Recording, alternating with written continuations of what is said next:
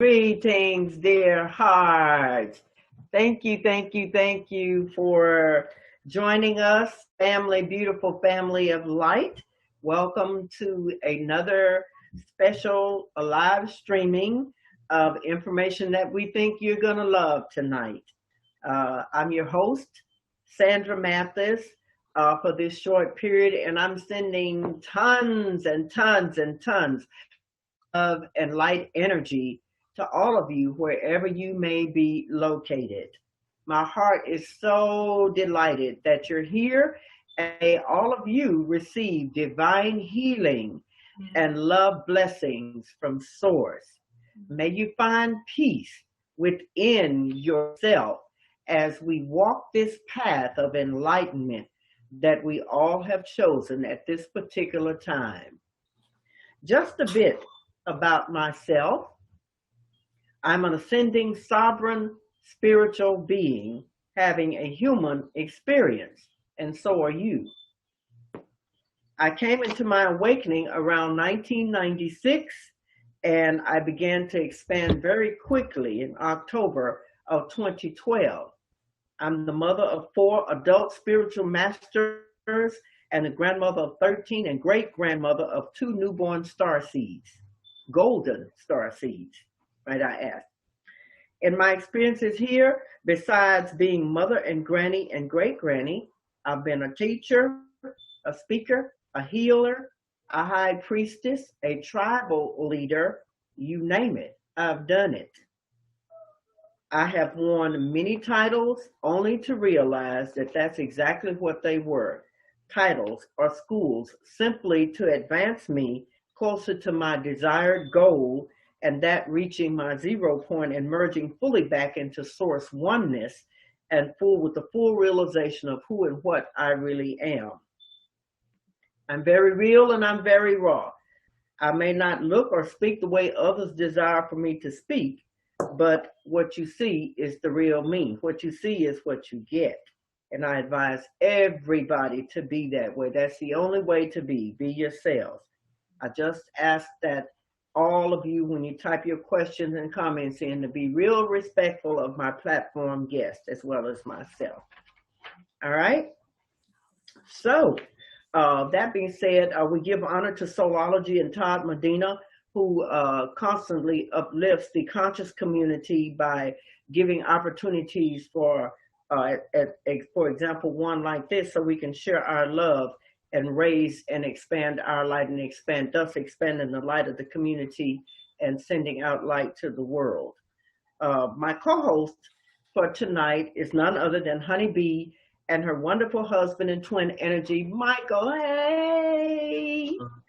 And first, I would like for you to introduce yourselves and give a little bit about what it is that you've been doing. I know you guys stay busy all the time, but I'm so grateful that you took the time to stop by and help me co-host the show and everything. And I just love that. You all are so loving to me. I feel you right here, honey. You know that. Michael, what can I say? Oh, thank you. So we are so honored. We're so honored to be collaborating with you, sharing with you, Sandra, again, and also thanks so much Thank you for all the attempt behind the scene, and it's all divinely perfect as it is, and so honored to meet beautiful brother Chris as well as Divine Queen this evening. It's honored. Yes. Michael and I are the founders of Essential Alchemists, which is the name that our higher dimensional team above had granted to us, that we are the alchemists of ascension to embody the Christ light inside of us through our action. And it is through the support of our sacred divine union, this union that comes together in its sacred flame through its ascension to deliver the golden age. So we're very dedicated to the living codes and keys of the Christed light through the Magdalene. I'm dedicated to the Magdalene keys and codes, as Michael is dedicated to the Yeshua keys and codes, and the blending of this through our ancient past and our galactic selves and our celestial self, our cosmic self, and our angelic self at the host back in this embodiment, bridging the gap between Lemurian Atlantis and really living in the unity Christ consciousness and Gaia. So we're very dedicated as grid workers, as activators, as transmitters to bring through this new earth that we agreed on a soul plane to come together with our other counterparts, our partners that are also dedicated into the same. So it is so beautiful, it is so incredible, and it's truly a humbling honor that we have connected back in this incarnation to deliver the great divine plan. So thank you again for gifting us the opportunity to host with you, Sandra. Awesome. Thank you. Awesome, awesome, awesome. I appreciate that. You are so loved. Thank you, thank you, thank you. So now we're going to get to Chris and Miss Divine Queen. These are two phenomenal individuals that I met about 3 or 4 years ago at a seminar in North Carolina, and they were smoking then and they smoking now. I mean, man, these two young people, I have seen them just shoot straight through the roof in one setting. I'll let Chris and Divine Queen tell a little bit about themselves, and then I will talk about them. Okay. Well, I am Divine Queen, and I am very honored to be here with you and to be with another spiritual, divine, beautiful couple. It's always a pleasure to be in the presence of such, magical people. Thank you. Oh. I've been on my spiritual journey. It's been so long I don't keep count. It's always been a part of my life. Uh-huh. And basically, I discovered on my journey that I had a way of spreading light through teachings, through doing practices, by giving spiritual advice to others, doing readings, things of that nature. I'm an author. We are former talk show hosts. We're talking about bringing it back. We don't know yet. And what else do I do? I call myself, a shaman and a witch because I just love to dabble in just about everything. That's okay. So that's it. In a nutshell. Well, I'm Chris Enlightened. I'm a YouTube personality. I have a hit YouTube page, The Enlightened Journey, where I help people connect with their ancestors and higher divine forces. I pretty much help people win wherever level you're on. One thing about spirituality is I feel as if we've all come here to evolve spiritually. And regardless of what path you take, you're going to get there eventually. If not in this incarnation, definitely the next one or the one after that. So absolutely. I pull from all pantheons. I'm open to all loving, winning energy. And one thing about me, I'm a spiritual bully. Once you rock with me, I'm going to implore that you win. Yes. Because that's just one thing about me that I don't accept poverty consciousness and losing energy. I embrace love, joy, happiness. I'm always using positive salutations, astute lexicons to help people win. I'm also an author of the books, The Enlightened Talk, Poverty Consciousness, Wealth Consciousness, Dissolving Your Limitations, and my latest book, Consciousness Equals Choice. I'm a martial artist. I've been taking martial arts since I was 6 years old. I do private lessons in Wing Chun, Kung Fu, and Silat and stick fighting. I create divine spiritual resumes. The list goes on and on. But I'm not going to get mad at you. I'm just happy to be here with other like-minded souls and just in sharing this sacred space with you three. Yes. Well, unfortunately, we were going to have another guest on, but technical issues, and it's okay because everything is in divine order. So we're going to do the best that we can and give out some enlightened information to our guests, as this show is recorded and it will be seen, at a later time. But we're going to carry on with some of the things that we were going to talk about anyway. So I prepared. If I just may, for those who are on live stream watching here, because they can't see it through the Zoom, we'd like to invite you to please type your questions that you may have so that we can answer here. So I just want them to know that. So as the questions come up, you get to see it. We both put live stream. We have live stream here now on Facebook. Live. Okay. We're living this. Yes. We're living it. Okay. Yeah, exactly. I like that. Yes, so 2 different pages have lives. So it's live right now. So that way, and they can ask questions. So when the question comes, we can let you know. Sandra, here's the question. Okay. I'm not sure which link they would use to give. If they're on Facebook, they can see it though, right? Yeah. Exactly. Yeah. Okay. Well, first of all, I want to. I'm going to put a question before the panel, and y'all know how I roll, honey.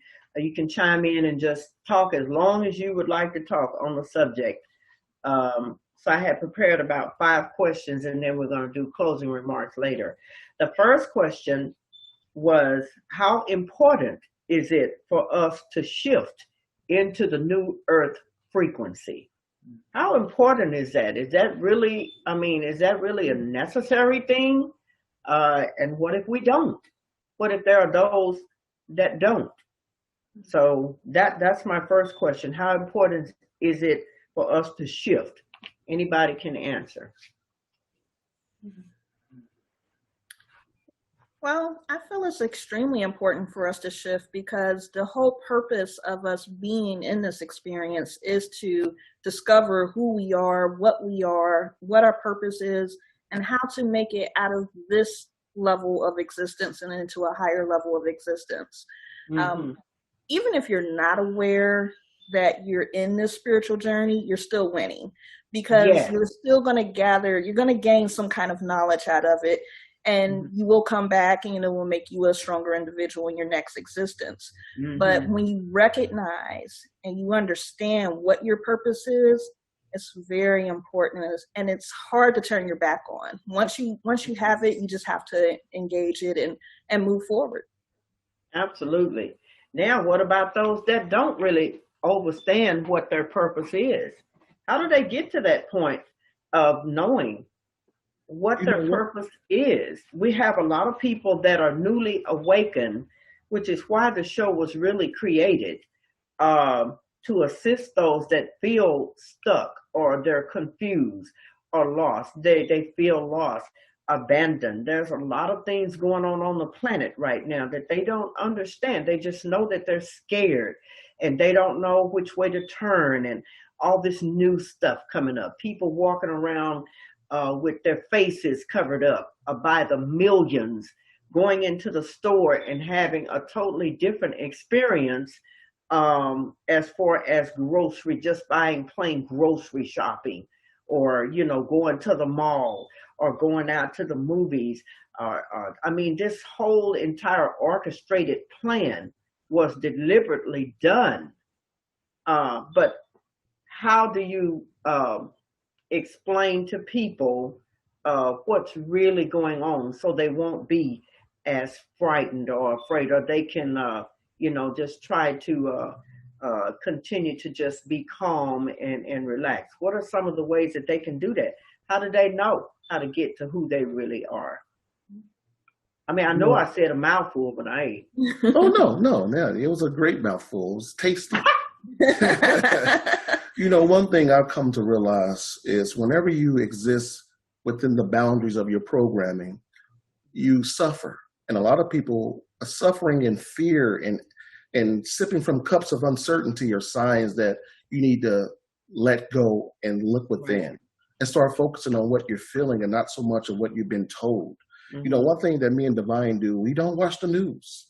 When everyone's scared and worried, we're out here laughing and winning.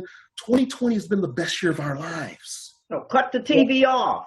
Cut the TV off. There's always duality within everything. When everyone's suffering, there's a lot of people out here winning, but it's up to you to choose which path you want to Have take. to choose. You have to choose. And, you know, I come from humble beginnings. People will call it the ghetto or the hood. And my second book that I wrote was called Poverty Consciousness, because when people accept poverty consciousness as a way of life, their life, they suffer. And a lot of people are choosing to exist on the human wall of suffering.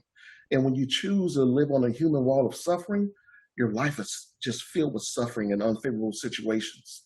So one thing I would tell those people, when you start feeling all this angst and all this anger and fear and all this bad energy, take some time and just disconnect from everything and reconnect with your higher self. And your higher self is always trying to get messages through to you, but you just have to listen. You just have to listen. You got to learn how to recognize. Yeah. Exactly. Yeah. Absolutely. Honey and Michael, what are y'all going to say to that? Why don't you start first? I have this vision, and it'll probably date me, but do you remember The Wizard of Oz? Yes. Yeah. And when the beginning of the movie, it was black and white. And all of a sudden, when they landed in Oz, the color went on. And I feel right now, we're in a transformation where we're moving from a limited state to an infinite state. And for those that are living in the 3D, which is okay, everyone's exactly where they are in their consciousness, is to realize we're moving from this disempowered, programmed, conditioned, limited state of being into our greatest gifts of our sovereignty. And when we really expand, which I love what you said, brother, within, and realize these gifts are waiting for us right now, because it's our evolution to evolve and to ascend to our highest and greatest godhood in our Exactly. selves. And I believe that when we take that responsibility in recognizing that we are divine, we are gods, we are the goddesses, we are here to serve, then we have unlimited amount of prosperity, abundance to expand into. And like, I love what you said, 2020, it's a year of great empowerment. And I find behind all of the disempowerment and the falsehoods on the other side of it is the great awakening that's teaching us that, okay, turn the TV off, turn the news off, sometimes turn Facebook off, and feel inside what's happening. Well, we in 29 we go into nature every day, and we feel the trees, we feel the birds, we feel the energy, and everything around us is vibrant. It becomes live. Exactly. So when we take maybe that limited black and white view, which is okay, there's nothing wrong with that, but move into our full color of who we are and realize that we are here to live in our fullness vibration of that, then hopefully people that are suffering and moving what I feel like their feet through the mud can start to elevate into their higher ascension, to say, wow, I can get to places now with just my own manifestation through the gifts of my clairvoyance, clairsentience, claircognizance. All the gifts that we already have are now awakening within us. So there's no better time to really see the magic that's before us. Exactly. What I'd like to share with that, with the question that you asked, Sandra, there are individuals in this incarnation who are incarnated. We are purposely incarnated for wherever we are on our spectrum and why we are here on Gaia. But we are all here, and we all have a purpose that is part of the divine plan. Just as some of us that volunteered to come with bringing our advanced wisdom to lead the ascension, there are individuals who incarnated to be part of the delay process because they too are part of the divine plan. So let's say the ones that we consider unawakened or just newly coming into their awakening, they are such an incredible part of this whole experience because they are a couple of parts. They're representing, for example, the areas that we have walked through already, so that through the direct, authentic experience can have the compassion to assist them in walking through that dark night of the soul journey that we took. So there's that expansion of compassion that's very active when we have been on the other side. We're not going to hold their hand, and we're going to give the power back to them the way the power we resurrected back within ourselves, so they too can also take that walk. So that is the power being given back to the people. The other part of it is we also get to witness that suffering, because that suffering, there is a part that ties into the heart that wants to expand. Sometimes individuals as a soul incarnate have chosen to experience the hardship and the density of Gaia, because they're also embedded with the keys and the codes and the treasures that divine has gifted them, because they have to experience that depth of the suffering so that they can explore that as a resurrection. Exactly. So there is a divine plan. So I feel that the idea for light workers to want to come rescue, this is very wrong. We are to stay here as beacons in the walk of light that we have resurrected within ourselves, and the ones that are newly awakened, there's a vibration energy that they will be able to also see, well, okay, you have walked that.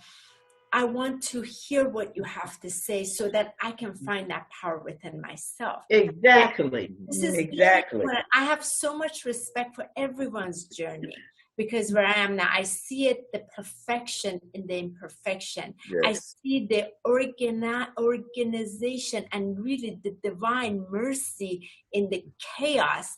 Like, so to me, it's like, I know, okay, stay here, share that which is within your heart, and let it, don't push it, don't shove it, nothing. The ones you will find, because they too have to go, we have to respect the individual soul journey. And as Brother Chris said, yes, they're eventually going to be there. If it's not this incarnation, we also have to be next. Exactly. Have to respect that it will be another one.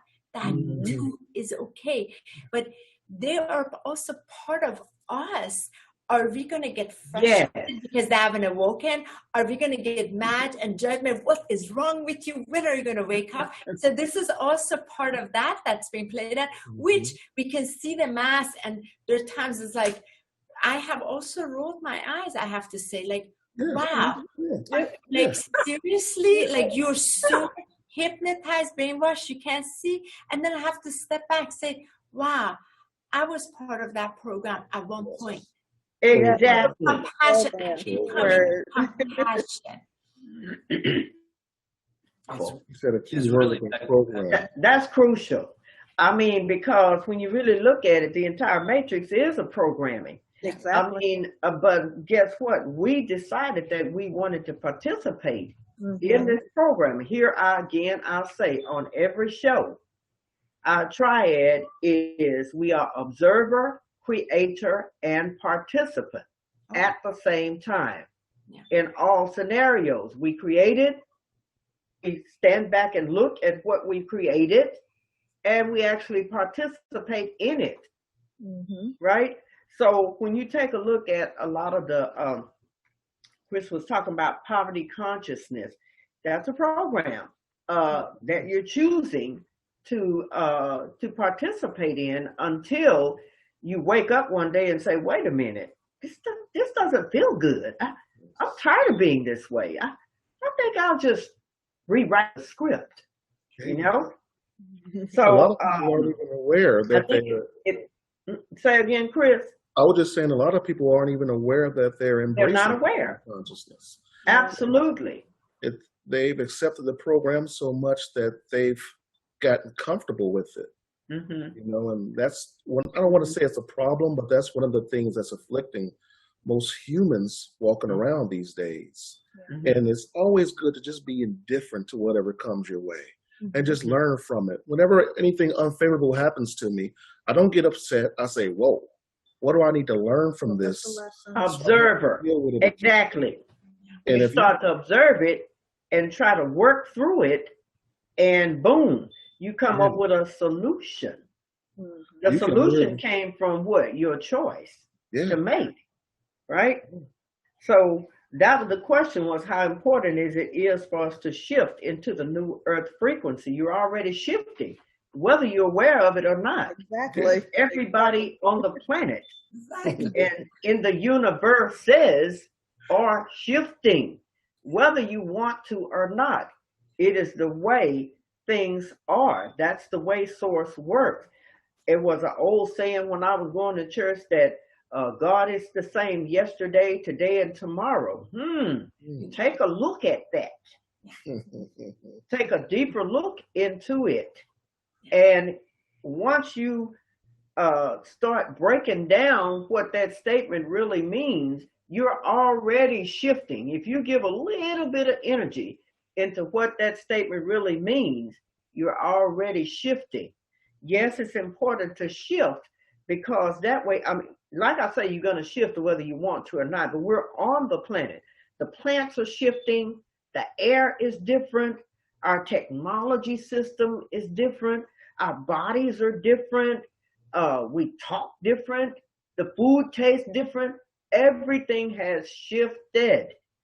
And so it's very important to go ahead and turn the TV off, like Chris said, chill out, do you some meditations and stuff, and become a little more open to those changes, you know?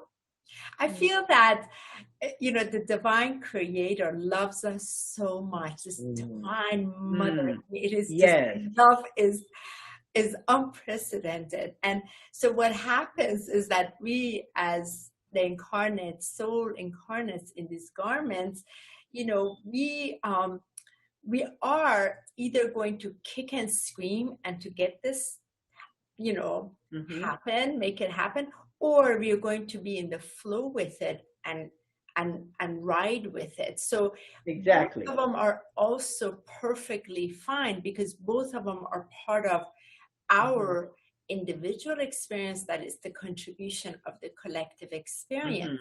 Now, some of us that are, let's say, in the leading edge front of the ascension, we came in with extra responsibilities, is what I like to call it. So for us, when we've awoken to that greater responsibility, of course, we still have our individual, but we really recognize there is much deeper what we gotta get ourselves, the dirt that we gotta get ourselves into and clear. So as a result of that, I feel it goes back to compassion. We have a lot more compassion for the journey that we chose to take, because there's also the ignorant that they say is the bliss, because some of it is not aware, but those of us multidimensional aware that here's one body is here, the other body is in the astro, the other body is in the galactic, and all of this, and it's not just Earth, it's the entire universe that is transforming, ascending together with the ascended masters and higher dimensional. So we recognize that oneness, then our responsibility is greater. So we know also how to show up in that place to deliver our call. Absolutely. And then clearly we have to understand that everything creates a balance. Everything has to balance. So you're going to have people like the homeless. You're going to have people that have bought into the fear-based program. What's that all about? If they bought into the fear-based program, there's also a program that's non-fear-based. Absolutely. Everything has to balance equally in source. So whatever you have to go through to get from point A to point B, that's just what you have to experience, is what you signed up for if you came here in a human vehicle, right? Indeed. So the next question is, it's connected to the first one. How is shifting going to change the situation on the planet? First of all, we need to recognize what's the situation on the planet right now. Everybody walking around with their face half covered up, scared to talk to each other. I've never seen a baseball game where the baseball guys had masks on. I'm like, what's that all about? or sports. Even doctors kind of walking out of hospitals and the mask thing is not the only thing that's going on. We had a large explosions in another country. We have several different things that's going on because that program is playing itself out, and we're living witnesses to see it happen, right? But did we create it? Did we create all of this in order to experience it and then figure out how to change that? So the question is, how is shifting going to change the situation on the planet? You know me, I don't think change comes willingly. Sometimes, well, most times, change always comes after some type of a suffering. Exactly. And I think that this whole mask over the face is just another way to keep us from reconnecting with one another. Absolutely. When I see someone walking with a mask on, I forget that I have a mask, and I naturally smile at people, and they just see me doing this. It looks like I'm being angry, but I'm just smiling. They can't see this. And that's just one way to keep us disconnected from one another. I share a lot of light, and I'm aware of the light that I give to people, and I give it willingly, whether they are accepting it or not, because I believe that we're all higher divine forces or higher divine beings having a human experience. And when you realize who you are, you have a responsibility to share that light. And whether people know it or not, I see the God within people, whether they know that they're a God or not, and I treat them accordingly. And one thing that I feel that that's my duty to do is not to save people, but my duty is to share light and be that beacon of light so people can aspire to do what I'm doing. Winning, feeling good, having a good time, loving. You know what I mean? That's where the real magic of life comes from. Joy and love. If you're always mad, if you're always suffering, woe is me, help me, Lord. When you have that type of energy, the universe gives it back to you. You're telling the universe, I want more suffering in my life. But when you give out to people, buying people's groceries, buying gas, buying people's food, doing senseless acts of kindness for people, the universe, the law of reciprocity always kicks in, and the law of correspondence kicks in, and the universe gives you what you give out. So a lot of people are always looking for love and looking for happiness. You have to be that which you want. You have to be that which you want. You have to be it. So if everyone focused on doing that, they won't have any problems, because problems is a choice too. At some level of your consciousness, you have to accept being homeless, being sad. It's a choice. Exactly. I look at it as there's a balance to everything. So whenever something that's going on that's challenging, there's always a blessing hidden within it. It's just up to you to see it. So absolutely. The whole thing with the mask, it is a way for, I think it's a control mechanism to keep people boxed in, to keep the fear energy alive. And but you can use it to your advantage. So instead of smiling at someone, just say the words, I love you. Hey, how you doing today? And another thing is the mask kind of backfire because it encourages you to speak within. It encourages you to use your energy to go within. Absolutely. To share thoughts, to communicate with other people. Yes. So what they're doing is trying to take our power away, but they're actually teaching us how to empower ourselves. How to use it.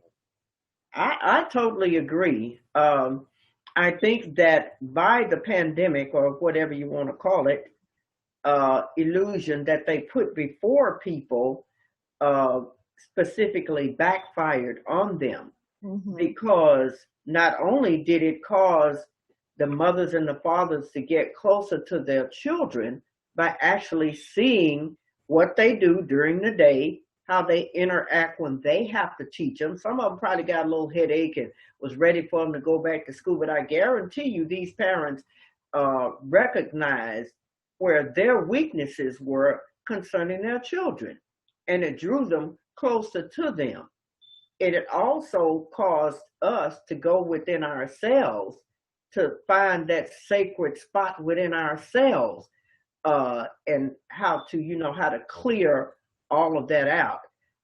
Instead of being afraid, you did what? You figured out how to survive, how to get along with each other, how to become cleaner and neater in your homes, how to cook every day. Just force people to cook and everything. And so I think that the program itself, it did tremendous upliftings. And some people may not look at it that way. Yes, there were some people that lost their lives behind the illness, or whatever the case may be. And yes, we have sympathy for those people. We send our love to all the families, even the ones that are still kind of afraid and they don't really know what's going on. We can guarantee you it's going to be all right. It's all right. But this was definitely a challenging lesson for us. I think we lost Honey and Michael. I'm not sure whether we even still on or not, because they were airing through Facebook. But we're going to continue. Okay. One of the other questions that I wanted to address was, we wanted to talk a little bit about the program of fear and how we can get out of that particular program. And I think we mostly have already broken down mostly, how we got in it, but it's like, how do we get out of it? So either one of you can address that. It may not be like a cut and dry situation where do this, and this, and it's gone. It may be a situation where you have to work through and go through the process, or the dark part of the self, or the shadow self, and face those things we call fears. We have a lot of spiritual masters that have taught us how to do that. We have Master Gibson. That is one that's shown us how to weave through and untangle all of those the programs that have been embedded in our DNA. Suggestive programs, programs like microchips or implants or whatever. So either one of you can address the question of what's some things that they can do to actually get out of that fear-based program. You want me to go first? Sure. One thing about me is whenever you're doing anything, you need some tools. If you're working on a car, you need some tools, the right tools. And when you invest in real spiritual tools of power, it adds a different layer to your soul. Right. And one thing that I started off with was just learning mantras. And when you say the right divine prayer, it adds light to your soul. It empowers you spiritually, and that spiritual empowerment it consumes you, and it covers you like a blanket of protection where fear really. What is a mantra? Some of the newly awakened people may not even know what a mantra is. A mantra is this. A mantra is anything that you say over and over and over that adds power to whatever it is you're doing. Yeah. You can create your own mantra. You can create your own. You can create your own mantra. I am beautiful. I'm tired of living like this. I accept wealth in my life. Money flows to me easy. And mantras are used to reconstruct the tapestry of your reality through the vibration of your tone. And you don't want to say, oh, I'm beautiful. I'm lovely. You want to put some vigor in it, some impetus, some conviction, some power. And that's what mantras are. You say them over and over and over, and you're just weaving your own reality through the vibration of these mantras.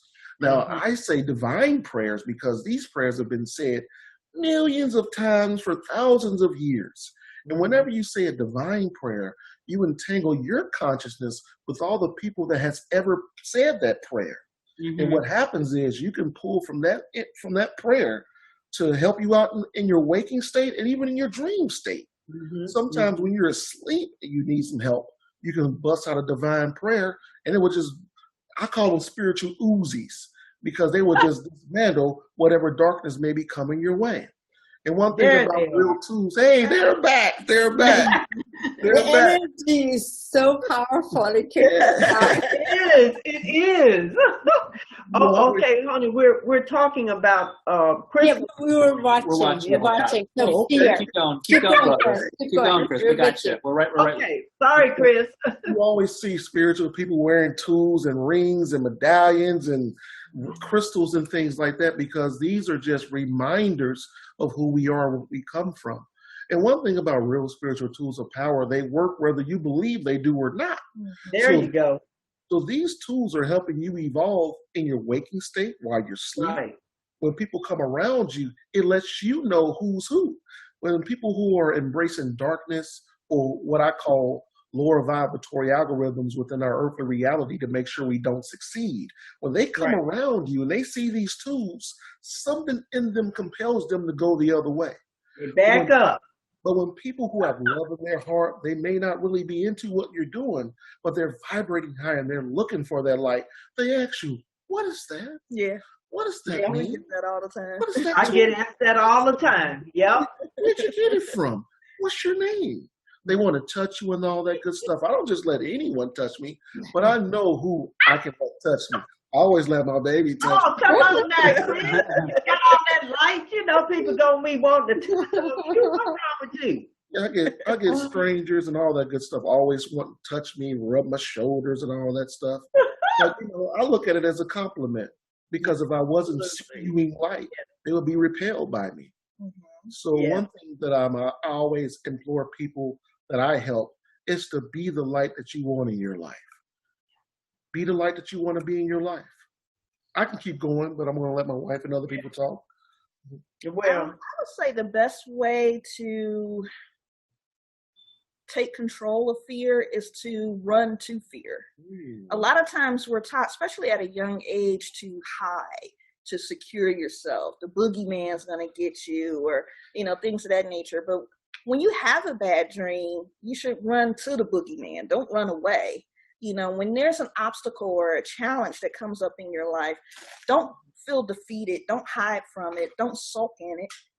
Embrace it. Embrace the fear.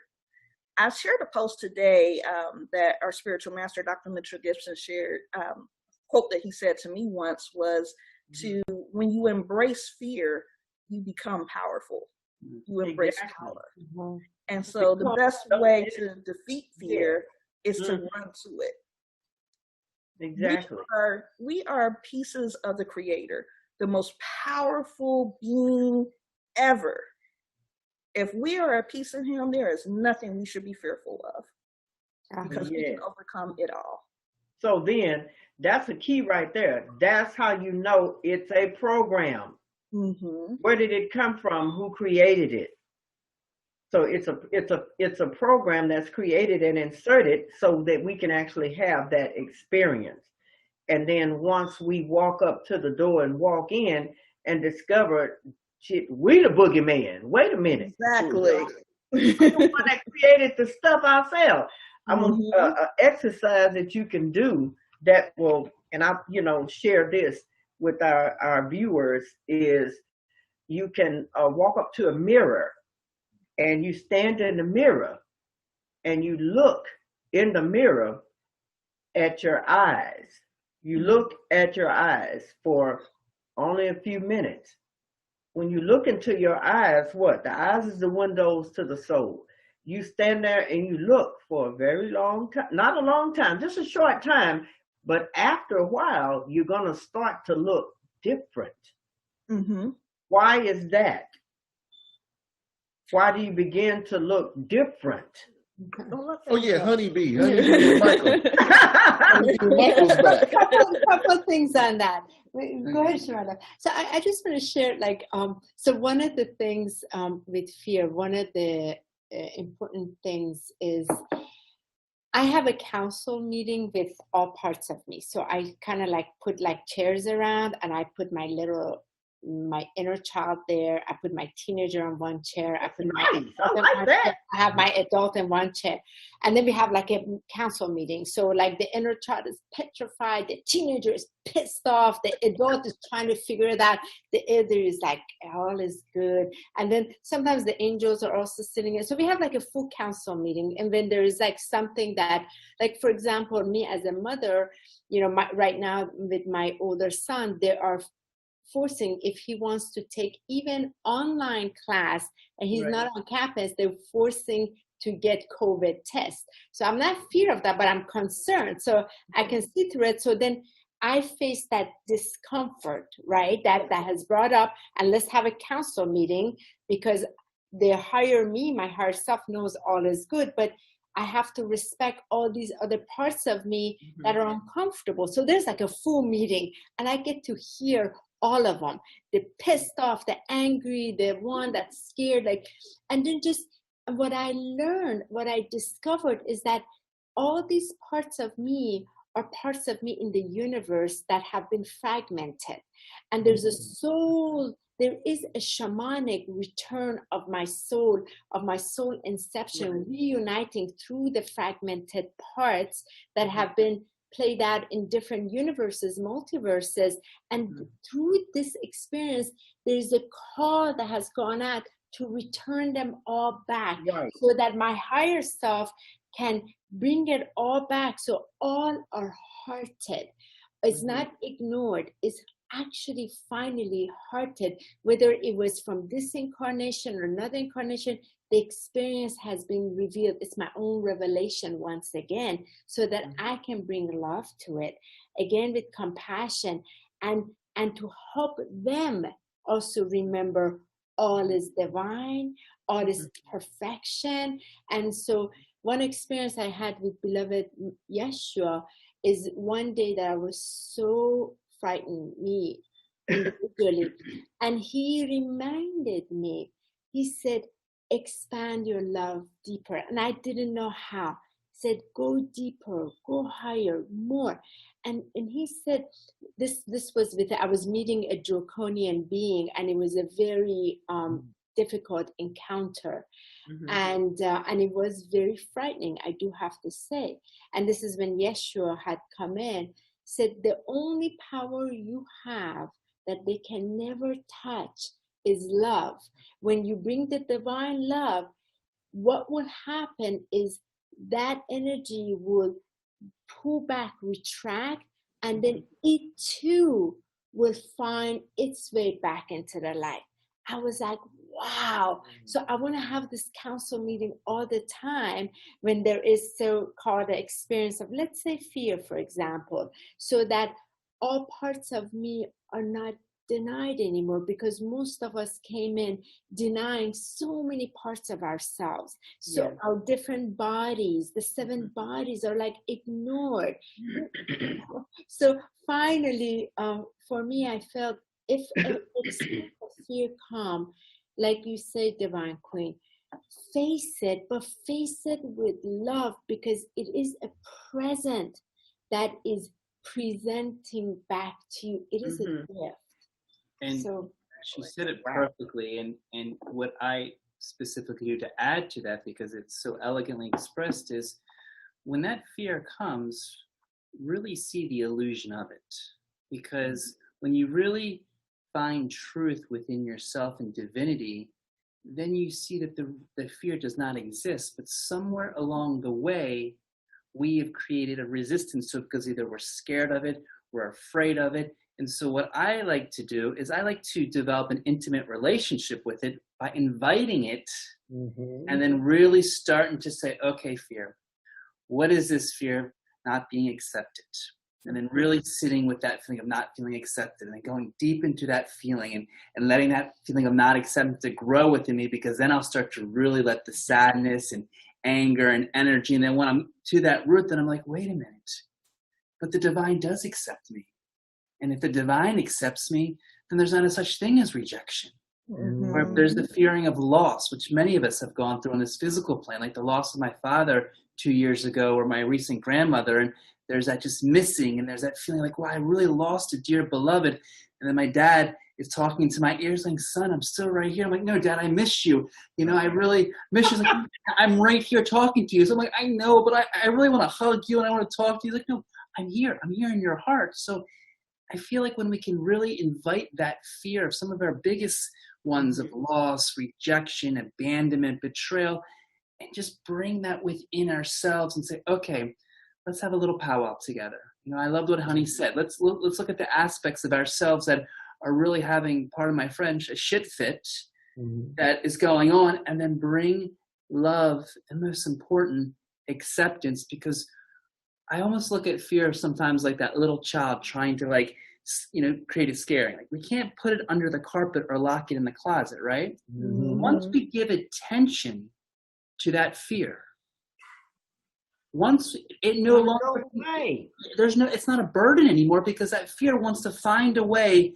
that darkness wants to find a way to get you. But once you put the fear into light and give it attention, where's the fear going to go? Where did it left? Come on over here. Let me give you a hug. Yeah. Let me Hug it. Turn your light on it. We have our first question from, looks like Grand Chaplain. Is there anything past the fifth dimension? That's a good one. Oh, yeah. Is there That's the anything start. past? I'm like, yeah. That's the start. That's when the fun begins. All right, who's gonna take a stab at that one? Who's gonna go for that one? That's a good You start if you like, and then we'll add on. Okay, you know me, I feel as if there's infinite amount of dimensions. There's subspace domains right now where you are now. There are beings sharing the same space with you right now in a different dimension, reality, frequency. They don't see you. Some see you, but you can't see them. So there's infinite amounts of realities, infinite amounts of you out there. Many of your doppelgangers existing in this reality, other realities, subspace domains, different dimensions, and they're all trying to evolve. They're all trying to evolve. Because you're an amalgamation of the culmination of all of the Creator's love. Yeah. So we're only here to evolve. I know it sounds a little cliche, but when you win, you help all the incarnations of you win. Exactly. All the other entities that are you win, and everyone else around you win. Exactly. Our whole goal is to raise the vibration of this planet. And when you see that as your goal, everything that you do, I used to curse, I used to drink, I used to smoke, I used to litter. I would hold trash in my hand until I find a trash can, because I love the Creator so much that I don't want to litter on this planet. I see trees, birds, bugs. If my wife is scared of a bug, I have to kill it, but I always say, I'm sorry. I'm sorry. You know what I mean? Avatar? Yeah. Only if it tries to attack her. But once you develop this universal oneness with the Creator's consciousness, you'll realize that everyone around you, every sentient being that is living, that has ever lived, is always with you. And the more you raise your vibration, the more you can tap into that deep, rich reservoir of consciousness. Absolutely. To help you win in all situations. Mm-hmm. Absolutely. A lot of people think that it's them thinking. Yeah. You're not thinking for yourself. Uh-huh. There's other things controlling you. Your subconscious mind controls most of all your actions. So, okay. You know, I'm going to do right there because I'm going to just get on this tangent. I'm going to let we still got Michael to get in. There's a second part to his question. Are you going to comment, Divine Queen, before I ask the second part? No, go ahead with the second part. No, because I can see you loaded. Okay. So, I mean, I will piggyback off everything that Chris said, that, you know, we are everything and everything is us. So we are the air, we are the trees, we are the Creator, we are everything. The bugs. Even the little scary bugs that attack me. You know? But, you know, it makes me kind of think about, I don't know if you ever seen the movie Lucy. Oh, yeah. At the end of Lucy, when her whole goal, once she, you know, had that awakening, was to seek knowledge and was to find out, what was the purpose of life and what was the purpose of existence. And so she gathered so much knowledge that she finally got to the point where she evolved into nothing. So they thought. And then she sent a message saying, I am everywhere. Yeah. And she was everything everywhere. And that's a clue to who we are. We are everything. Exactly. Everywhere. We are everyone. You know, you all are parts of me. I am a part of you. You took the words right out of my mouth. Mm-hmm. I was going to say that. Yes, we're all vibrating at different frequencies, but we actually created each other to have the experience, to have the show, to share with others who are a part of us as fragmented pieces of source.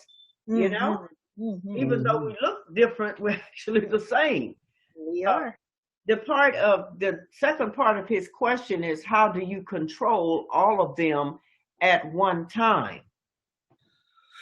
That's the thing. The human mind can't understand the divine, and sometimes you can try to control and explain away your blessings. It's not the goal to control everything. Just control you. Focus on you. When you focus on you, everything else will fall in its own place. We're not here to control anything. We're just here to be. And that's the beauty that I want you to get to come to the understanding of. Just be. Don't worry about anything around you. Just focus on yourself.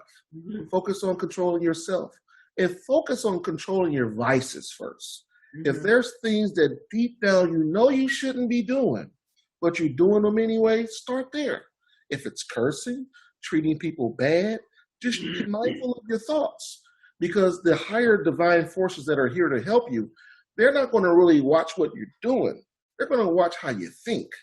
So you really got to be mindful of the choice words you use, the way you think about people, and just your thoughts. I'm always walking around dropping love bombs on people. If I see a homeless man, if I have cash, I'll give him cash. Yeah. Sometimes I'll give him love. I'll shoot him. I'll wish him well.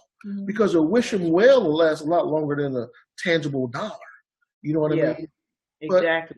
But those are just some keys that I help people win with. Start focusing on yourself and just simply be. And then see, the key is in his question, control. Do you really want to worry about focusing on control? Or just, it's not a matter of controlling. It's a matter of, how can I say, making the decisions that is least resistant. The more you try to control something, the more you're building up, that particular energy of I want to, the ego jumps in and says, well, if you don't do this, this is going to happen. If you don't do that, that's going to happen. Just flow with ease and not think so much as controlling as just integrating whatever is presented in each moment, He says, I was always told that we are creator of our journey. Well, we are. We are creators of our journey. So whatever you're encountering, if you're deciding that you want to control that, are you creating other brick walls for you to come into? Are you creating situations where you'll have to make decisions that you really didn't want to make, but you thought you had to do this? It can be very confusing sometimes. So, Honey, Michael, did y'all want to chime in on that? His whole focus is controlling.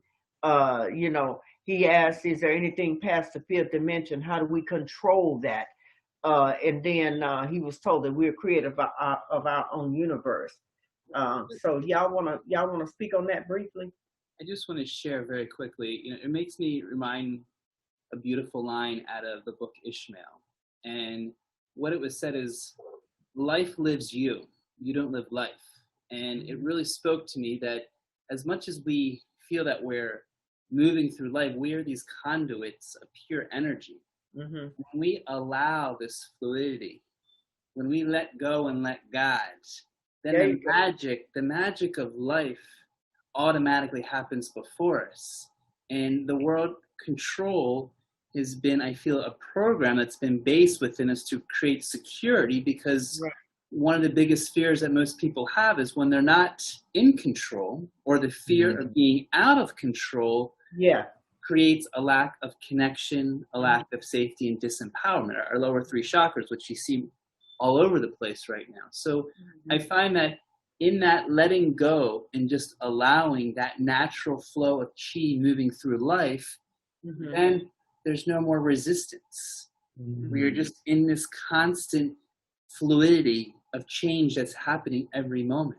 And so I always just step back from it and saying, where is it that we think we're controlling versus allowing our hearts to be in this moment? Because the more we be, life is living and we're living and everything is happening without even us putting control, because we're just flying with it. Exactly.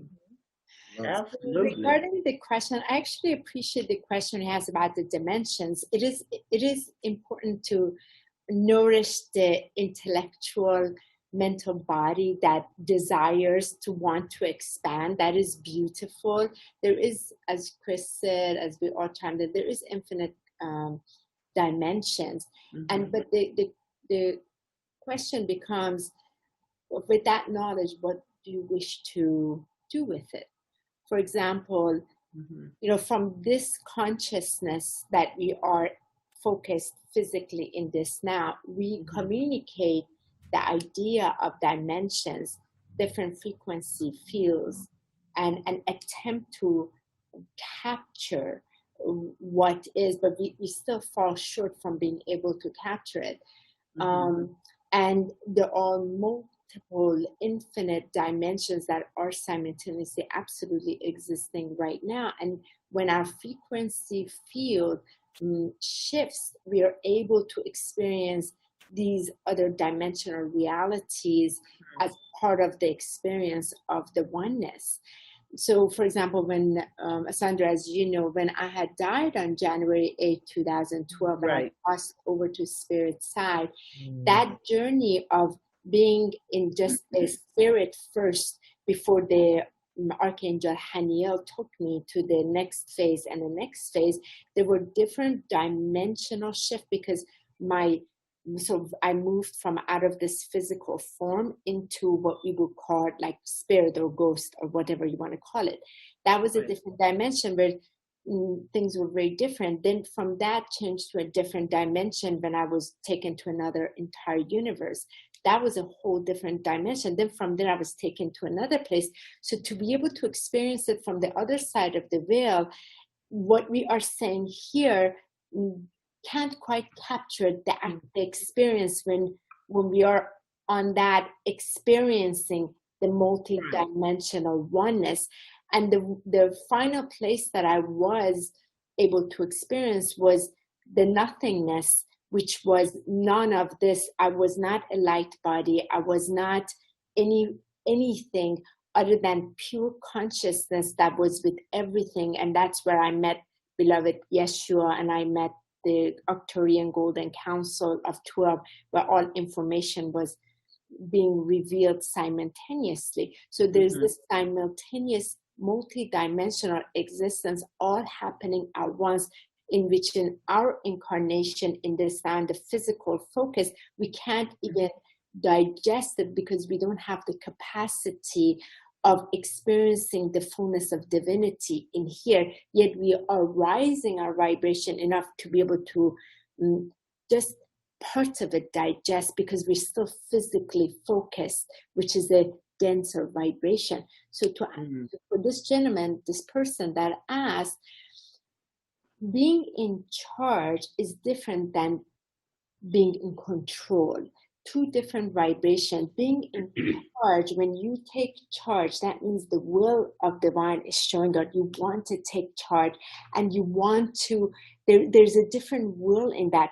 Control comes from fear-based consciousness. Right. That means it's lack of in charge. So I would invite this person to sit with, would you like to be in charge of your life? So that means as the creator in you is willing to step forward through your Holy Christ itself, through your mighty I am, through your higher self, taking charge in co-creating again? Or do you want to control? Because control is going to keep you in that state of disempowerment, so that you keep wanting to just add knowledge and information, and that never provides you with the fullness of your direct experience of meeting you again. So I just want to Absolutely. read. Okay, his name is Grand Chaplain R. And we're going to go ahead on and answer this last question because believe it or not, it's almost 9:20. And yeah, wait a minute, hang on. I think I got some information. Why is we having fun? God is thinking about expanding the program for, he says, go as long as you want. He's thinking about expanding the program for about an hour and a half because we always have a lot of questions that we don't have a chance to get to because there's so much information out there and there's so many people out there that we can share our light with and help them. And this is the perfect time to do it. This is the perfect time.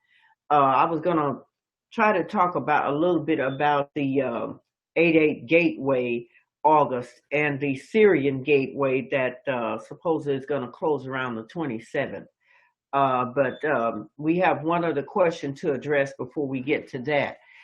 Does each planet have its own tone as you travel through the dimensions?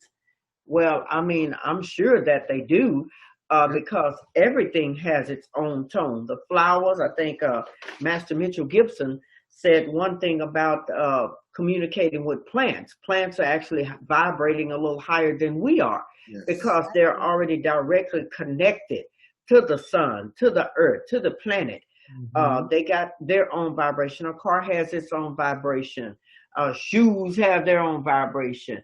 Everything has its own separate vibration, but yet it's what we want to see at the, whatever you're seeing different things vibrating at different rates of speed of vibrational frequency. So of course the planets are definitely vibrating different. When you get Mercury or Saturn or Jupiter or one of the planets to start going in retrograde, what does that mean? Did they change their vibrational frequency to circle around and go backwards and then come back? Of course. And then that creates a different frequency for the energy that's coming into the planet. When you're in retrograde, everything is kind of reversed or flipped. And so therefore you flip too, it's just all on a matter of being aware and feeling what's really going on, what's really happening. But to get back to the question, somebody said, Emily said, hey, you guys. Hey, Emily. So getting back to the question, does each planet has its own tone? And as you travel through the different dimensions. And one other thing I would like for you all to address, what is the difference between a dimension and a density? You have different density levels too. So is there a difference between a density level and a dimension? Yeah, something to think about, isn't it? Yeah. I mean, you want me? I'm always going first. Go ahead, babe. Well, there's a big difference between a density level and a dimension. Mm-hmm. A dimension is a place where you go. It's a different area. A density is a different substance within. Like a human has a different density than water. They're both consciousness. Water is one of the oldest forms of consciousness on our earthly domain. The sun has a different density than the water, but they're both consciousness. But they're all in the same dimension. But there are other things, like there's another sun. Well, I don't want to get into that. But there's different beings. Like when you're in your dream state, the sun has a different density than it does in our earthly reality. Yes. But your dream state is a different dimension than your earthly reality. And whether you're aware of it or not, when you're in your dream state, you have a different density than you do in your earthly reality. Mm-hmm. Your thoughts, your manifesting abilities, they call it being lucid. You have a different type of innate power in your dream state because your consciousness is out of it. When you're in your dream state, you're 100% subconscious mind. And things on a subconscious mind in your dream state happens real time. But when you're in your earthly domain, you're bound by the rules within the density of our reality. But when you get into another dimension, you're bound by a different set of rules. Physics and all the other stuff, those are rules within our program. But when you're in another dimension, different rules exist. So that's one of the best ways I can describe different dimensions and And different you things actually exist on all of those dimensions simultaneously. simultaneously. Yeah. Like You you're actually sleeping right now. You're asleep right now, but we're conscious. You don't go to sleep and your dream starts when you go to sleep. You pick up in your dream. You know. I agree. I agree. I really love, Chris, the way you laid out the difference between dimension and density, because most individuals actually do not recognize the difference. It reminds me of people that can't distinguish the difference between thought, emotion, and feeling, or emotion and feeling. There's quite a difference, so they're not the same.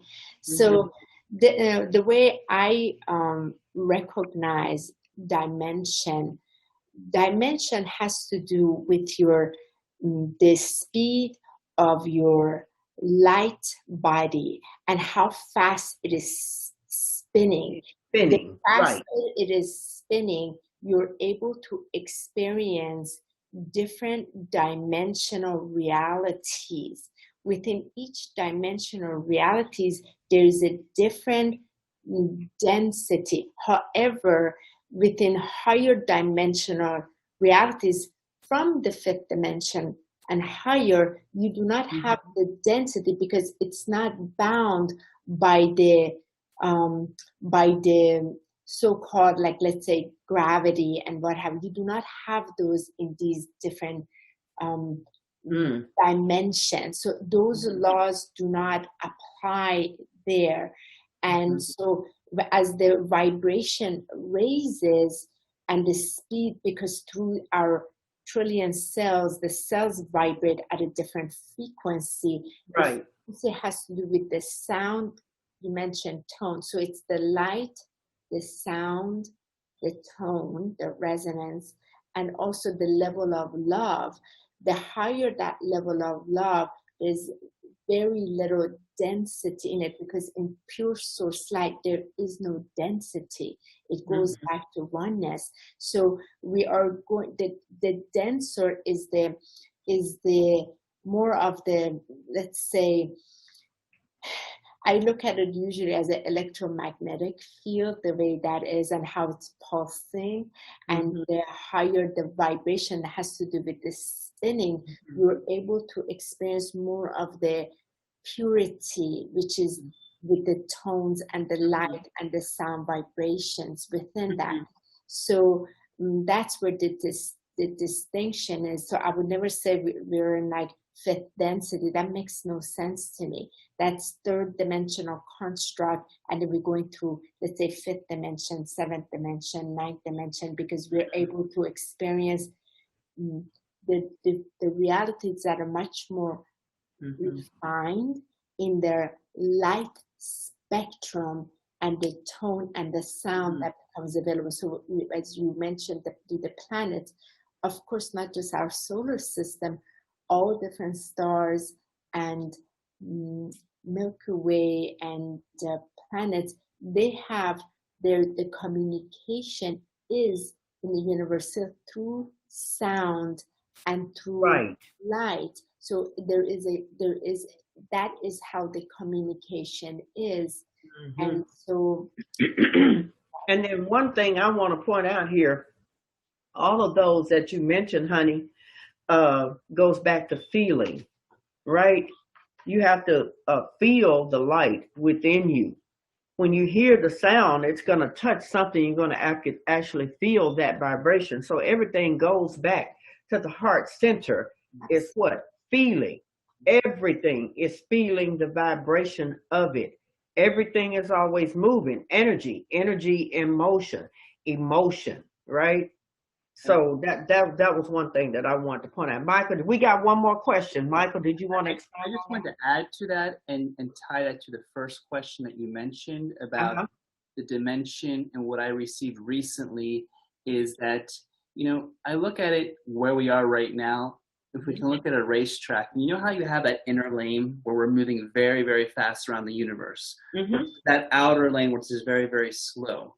And I feel as things are speeding up, as the frequencies are rising, it's really important to look at our emotions, our feelings, our thoughts, and place them in the highest refinement Yes. of how we are moving through them in love, so that we, as we are vibrating higher, as we are moving in this frequency, that we are of exact vibration max to the frequency of the fifth dimension, the new earth. I almost feel like that is almost our greatest importance before we start looking at the greater other dimensions, because right now we're in a state of moving from that fear to love, as we see shifting. right now. Yeah. And the more we refine ourselves and really focus in our responsibility, our discipline, our taking our charge of who we are and what we are right now, then that's going to allow us to ascend in ease and grace, so that it is now moving in flow. And I find that that speed, it's just very important. We're adapting to that speed. We're transitioning to this faster speed, because I believe it's only going to get faster and faster and faster. And if we don't take responsibility of how we are in our own vibrational frequency, then we're going to be, moving slower through the different areas. So that's the answer. That's excellent. That is the answer to the very first question we started out with. How important is it for us to shift into the new earth frequency? Very, very much on point. Okay, our last question, probably, I don't know. Are dimensions and realms one and the same? This is from Emily. Are dimensions and realms one and the same? So different realms, for example. So yes and no. And it's yes and no. For the simplest, I will say yes, because it is again from the limited perception of the mental construct wants to grasp this. So for the purpose of simplicity, I would say yes, different realms, different dimensions, different consciousness. And that's what I would put it. And to access a different realm requires your different body to interact. So let's say, for example, we want to speak to the great white winged ones from the ninth dimension.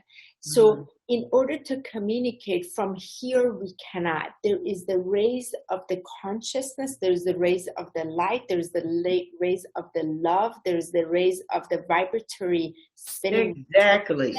To then be able to raise up and move out of where we are physically focused, mentally focused, emotionally focused. All of this has to raise way out to be able to establish a contact with that dimensional consciousness, or say realm, so that it can create a let's say best is contacts to then be in vibration, because that realm and that dimension is not outside of you. It is within you that you have to access it, but it becomes so refined. It is already existing. The being able to access it has to do with your refinement. It has to do with the spinning rotation, how fast this can be, because you cannot be in your conscious present of the human in this which we are speaking to right now to access that.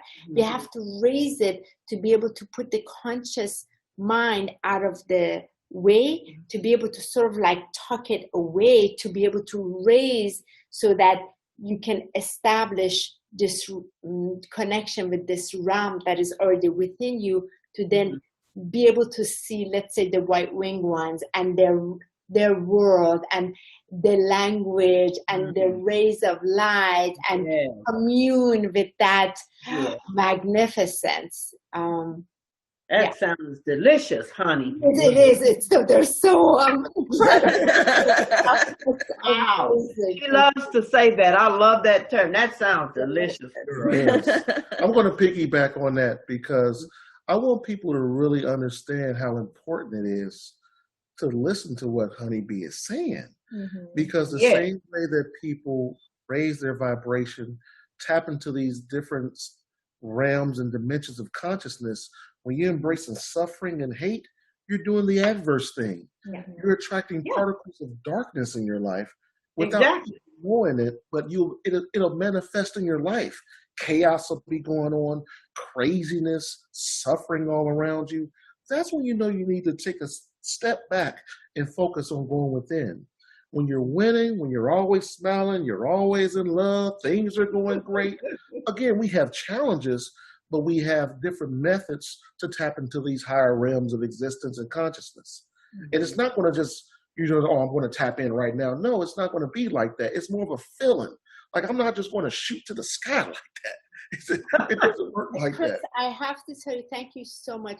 As a trans medium, trans channeler, and I do teach, the most important thing that We can't hear you, honey.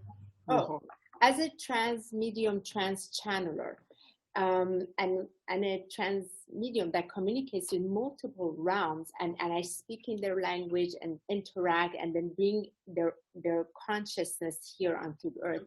The one thing I say 100%, if you are not in your heart and surrender that, you're not grounded, Yes. and you're not feeling well, you haven't slept, you haven't eaten, you feel crap, you better not attempt, because you will not communicate with a pure energy that is of light. So you want to raise your consciousness, and I have to tell you, especially if you carry more of this light codes in you, you will be a delicious nectar for the frequencies that want to tap into your field and literally yank your field, because you be feeling that dark part of you, that despair or anger, whatever, is going to feed directly that. So you got to be careful.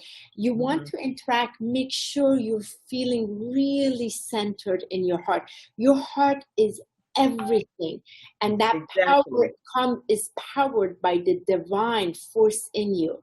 So it cannot come, although many people will come from that mental body. Oh, I want to discover, I want to communicate. And this is how you see, like a lot of times I see people have put material channel, but let's say the Intergalactic Council or a Galactic Federation of Light.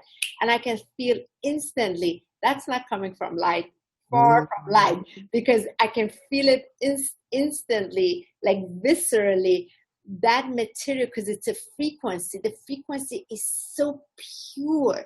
But when the person is not in that place, they haven't taken care of their holy vessel, and then they want to access, it's a disaster, and it only harms them and it harms others, because that's how you can feel the material. That's not a right frequency, and it's a mismatched frequency, and you can tell the other beings that are also there, again, not to be afraid of them, but now that's tapped into. So it's what we would consider false light. Nice. All right. Emily, I hope that answered your question. And also, what we're going to do is get ready to round this up and everything. I'm going to leave a few last remarks, and then I would like for Chris and Divine Queen to talk a little bit about their books, and Honeybee and Michael to talk a little bit about what it is that they're, oh, you're welcome. She said thank you. What it is that you guys are getting into. I think you may have a book or a very, very popular website that you can turn our audience to. But the last remarks that I would like to say is everyone is a part of everything. And there is things that you can always do. Never feel left out or that you're not doing enough. Some of the things, number one, never give up and feel like you don't have anything to contribute. You always have something to contribute. How you doing? Grand rising to you, my sir. Take somebody, just get in your kitchen and cook something and take it out and give it to somebody that's standing on the street. Recently, I just started a Feed the Hungry thing. I don't know why I did it. Well, I do know why I did it, but it was like sporadic. I just got up one Sunday morning and decided that I wanted to cook some food and give it to the people that were standing under the bridge. That was a month ago, and I find myself doing it every Sunday now. And it's been quite profitable for me. Not money.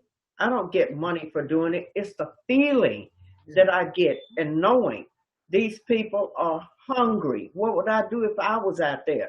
Guess what? Those are fragmented pieces of ourselves vibrating at lower frequencies, and they need help. You know, who are we to judge them? Who are we to judge anybody? So don't give up. Number 2, light a white candle and set intent. Intense work. Set your intent for peace of yourself, peace inside of your heart, and self-peace and world peace. One small little itty bitty candle. Fire is powerful. Fire is extremely powerful. So you like that? You set your intent on whatever it is that you want to pray about or chant about or whatever, and you will receive it, right?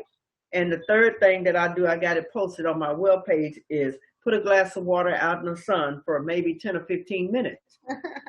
Talk to that water. Chris said earlier, water is a living entity. It is. It hears you. You know, we're made of 70, 80% water. So that's the source of light. You program that water by talking to it and telling that water you love it. And I'm going to need you to heal my body. I'm going to need you to go through my kidneys, my liver, my heart, my whatever, and circulate through this body and get all of this bad stuff out and watch what happens. Do it for about a week. You're going to see some results, you know? And fourthly, take a walk in the park. Just touch a tree. I'm a tree hugger. I love touching trees and connecting, because what the trees, when you look up, the trees' roots, the trees' limbs are going up to the sky, up to the sun, receiving all that energy that's coming right down and going back into Mother Earth. The roots are planted in the earth. So when you hug it, you get an energy from it. And don't walk around and assuming that you're going to, get energy. You really need to ask permission. May I touch you? Hey, I respect you and everything. I love you, your Mother Nature. Give me a little bit of that energy, And so there are many different ways that you can help yourself. And when you're helping yourself, you're helping everybody along the way. It's a chain of life. It's called the chain of life and love. Remember, fear and love cannot reside in the same space. So Christopher and Divine Queen, can y'all give me a last remarks? The books that you have out, very briefly, your books, and what just give us a little bit of that information. I believe the link is posted on the web page. Or on the invitation for tonight's event. So I have a book that's called I Am, written by Divine Queen. You can find it on Amazon. It's a spiritual collection of short stories where people identify themselves as an aspect of God, as the creator. So they identify with different deities, and they find the power within themselves to overcome their trials and tribulations. And the other thing I have going on is I have a website. It's called The Magic Lotus. And it's the magiclotus.com, and on there you can book readings. I will have courses coming pretty soon. I'm going to teach some courses on different divination forms, spiritual journeys, things of that nature. And I have a new book coming out called The Secret Order of the Divine Nine, and that's going to be really good. Wow. There's a spiritual semi-fiction book. And you can follow me on Facebook, Divine Queen. I have a couple pages on there, Divine Magic, I Am Divine, and also the same on Instagram. Okay, awesome. Yeah. And my favorite tagline is embrace light, be light, share light. Yeah, y'all moving on. When I first met wow. I'm going to start out with my favorite tagline. Winning! Winning is my word of power. And I feel as if you all need a word of power. If you don't have one, create one, find one, use one, embody one, be one. My first book was called The Enlightened Talk. It's a book of metaphysical spiritual poems that's guaranteed to titillate your frontal lobe. When I started writing this book years ago, I didn't feel as if there was enough poetry out there. And I was just compelled. I was writing poetry for years, and my daughter read my poetry book. She was like, "Daddy, these are great." I said, "They are." I said, "Hey, you need to make a book." I said, "Okay, why not?" So when I wrote that book, it did really well. I was compelled to write a book about my life. So I wrote my second book was called Poverty Consciousness. And I wrote that book because I would say 90% of my friends that I grew up with still embrace poverty consciousness, family members included. So I wrote that book for them. A lot of them didn't read it, but it's okay. A lot of people around the world did, and it did well. It became an Amazon best-selling book. There you go. My third book was Wealth Consciousness. And I wrote Wealth Consciousness because I realized that in order to embrace wealth, you have to have the consciousness of wealth first. You can't embrace poverty consciousness always thinking about wealth. You have to dissolve poverty consciousness and embrace wealth consciousness in your life to create bridges for wealth to find you. So that's why I wrote the book Wealth Consciousness. I got some rituals in there that you can do to tether your consciousness with other wealthy entities and things like that. My third book is called Dissolving Your Limitations. I should have wrote Dissolving Your Limitations before Wealth Consciousness, because jumping from poverty consciousness to wealth consciousness is too far of a leap for some humans. So I had to create something that people could read to help them dissolve all their limitations so they can usurp their wealth consciousness. So that's why I wrote Dissolving Your Limitations. A great read, a great read. My fifth book is called Consciousness Equals Choice. I just dropped this book. And this is yours, Sandra. This is yours. I'm going to send it to you. And Honey Bee and Michael, send me your address. I'll send you one too. Winning. But I wrote Consciousness Equals Choice because there are a lot of people out there who really don't understand the power that they have within their consciousness. If you're a sentient living being, you have the choice to live and do whatever it is you feel to do. Right. Don't feel as if you have to, that your life is fettered. You have to unfetter your mind. You have to unchain all of those pre-programmed limitations that have been put on you. You know, one thing about people that I come to realize is when you fight for your limitations, you get to keep them. And the reason I do what I do to help people is because I'm no longer fighting for my limitations. I feel as if I came here to make a mark in this world, not for me, but to help all other sentient beings out there.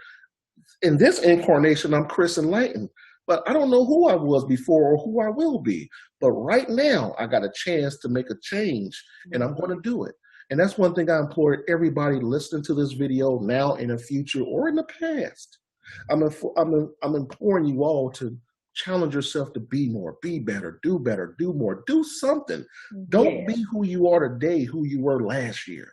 If you're doing the same thing that you've been doing, you're not moving, you're not eating the delicious food, you're not living, you're not loving the way you want to love, choose to change it. It's just as simple as that. Change it. It's not a mountain that you have to climb, family. It's something that you have to do innately within yourself. Start loving yourself more. Start doing more of what it is that you love to do. A lot of people, I ask people when I do my consultations, what do you love to do? I don't know. Find out. When you do more of what it is that you love to do, your life becomes better. It changes. Different. Thank you. You get a different group of people around you. Your money flows better when you're doing what you love to do. Okay? Thank you. I can keep going all day. I'm going to stop. Winning. Thank you so much, Divine Queen and Chris, for being here. Thank you. And we love you guys. You got to come on again.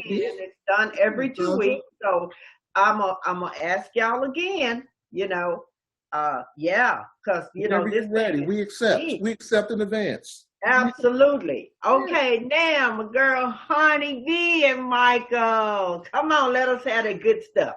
The delicious stuff. Thank you so much. Just make it kind of short. So I have a book that I wrote. It's based on a true story, what I experienced when I was 7 in the fatal car crash called The Day I Became a Superhero, where I had my mystical experience when I was 7, experienced my higher dimensional self within the fatal car crash. That is a children's inspirational book that really, from the age 7 to 12, but it really also for adults, like what it's like when you experience something so horrific, but you're touched by the grace of Almighty in the midst of it, and that's what you walk away with. So, and you experience the perfection of it. So that book, I would be honored to also send that to you as well. So that was actually I love it. I love it. published on 11/11/11. That's when it was Oh, wow. It's really the frequency of the children and how much power the children carry, and in the midst of the worst thing, this light in them is tremendous, and that lets them be carried through. Michael and I are international teachers. We're constantly on the road and teaching and traveling. However, through this, we have not. So we've also, like everybody else, moved over to Zoom and our classes. One of the things is that we do quite a bit is we are devoted in empowering the community of light. So and from the grace of God we give. It's so important because this idea within the light community, I have to receive because it's equal exchange. We don't all resonate with that. We feel the Creator blessed us so we can give, and we're all going to give. So we have our every other bi-weekly Friday Tea Time Ascension Talk, where it's an hour and a half. We just so beautiful. The frequencies that have come and how we are moving through it, and the ones that join us with their tea, we just share. We have once a month our Sacred Sunday spiritual service that's also free, where we have a guest speaker to join us, so we can open our home, give, and allow the divine messages to come, and so everybody lives, and that energy ripples, continues to give back. And we also have every Tuesday night our silent meditation for the holding the vibration of divine love for all humanity and Gaia, and the bunch of people that also take part in it. So our vessel is utilized as the instruments with this love comes and for all humanity. And again, we have found the more we gave from the joy that we are blessed because we can, the more we receive Exactly. in a wonderful way. We never had to do anything about it. It just was. And we feel extremely blessed that the creative energy and the Creator's love works through us in that way. I'm focused predominantly in transmission activation of the crystalline diamond light body for those that are called to be in their diamond light body. So that's where I'm very focused in activation, as well as ascension guiding for those that are called. So that's my area. And also we work together with those who are in divine. They were coming just recently in divine unit, and they need a lot of support for this planetary service. And we're so grateful. One of the gifts that I appreciate about this is as COVID has slowed things down, we are finally catching up on all of the channels. As many know, honey, it's a full incorporated channel where we have many channels from the higher realms that will be transcribed and created in a book called Channeling the Masters. These are divine messages that have been fully brought forward, recorded. Some have been transcribed. I've been gifted the opportunity where I have been the sole witness of many powerful councils, ETs, beautiful beings that have come through my dear sacred beloved at any moment, at any time, in the middle of the night, or when progressively when I do a lot of healing on her, have come voice through her in a full incorporation, not a partial, not full incorporation that has come out. So we know that these channels are here to be brought forward. They're here the messages to be brought forward in a book. So those transcriptions are coming forward as well. We are very excited in September, as we spoke earlier, to launch our Divine Union couples of gathering interviews. Awesome. We'll put those together on our Ascension Alchemist page so that we can do what we do tonight and just bring the life, the real, the raw, the love of what is being expressed here so that others can really feel the energy and really share that from our divine hearts. As well, I have been called, as Honey has seen it, to launch what I'm going to be starting, the Voice of the Sacred Masculine, which Chris, I know you are one as well. Yeah. That will be launched in September, where my goal is to really reach out to the Sacred Masculine and start having the conversations which are missing right now. Some of the deeper conversations that I feel like that are happening in society that maybe is not being brought forward in a sacred conscious male, because we know the sacred divine feminine is here to lead the way, and we have been moving at a pace, but a lot of our beautiful divine guys are looking at us. I know Sandra saying, men, where are the sacred divine men? Where are the voices? Where are the leaders? Because as Honey says, a man will only listen to a man in a way that they can hear themselves. And as much as you sacred divine goddesses keep reminding us in our consciousness, I do feel this voice has to be expressed, and it needs to be, which I'm very excited to launch in September, as well with my shamanic journeys that I'm offering, and my shamanic healings, the archangel transfer. Oh yeah, his healings are phenomenal. Listen, I mean, I've had a taste of it, and I tell you the truth, it's addictive. Mike was off the chain. So it's that young man now is off the chain. And he's a great healer. But the point is, we're here to devote our life path to divinity. We're dedicating everything to live, to be in our fifth dimensional frequencies. Everything we do is by love, gift, offering from the heart, which we do work off the grid, because we are, as you are, beacons of light. We've both given up our respectable healing centers and let everything go so we can call, the will of God through us. And we're just so grateful to meet other blessed, beautiful, divine beings that have shared. All right. All right. Well, I thank you all, and I appreciate it. I know we spread it so much love. Chris and Divine, y'all know I love y'all, man. They were babies. They were babies. I remember before I met them, when I met them, and I seen them just take off. I'm so freaking proud of them, both of them. And so we went through a couple of the sacred schools together, him and her and I.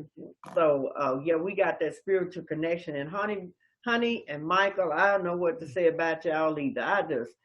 I'm just full of love, and I just keep receiving that love from y'all and everything, and it helps me to keep going. So we're gonna go ahead on and close out the next live stream. We had a few technical difficulties, but that's okay, because Source worked it out for us. And we had a wonderful show. Thank you all that came in and viewed. The next show is September the 2nd. We're going to have some really, really powerful platform guests on that show as well. And I look forward to seeing you all on September the 2nd at 7:30 p.m. And I want everybody to have a wonderful, glorious, beautiful, most magical, loving energy night you can possibly have. Namaste. Hey, peace and love. Peace and love. Women. Thank you so much. So much, everyone. Chris and Divine Queen, you. So nice to meet you. Nice to meet you too. We'll reach out. Yeah, we'll reach out. It's information. Thanks, Sandra. Thanks in advance, Sandra. Thank you, Sandra. Y'all better get beautiful family reunion. Yes. And we're on your show. Just know we're there. Yeah. Oh. Yeah. Love you guys. We're gonna get some healing. Okay, I guess.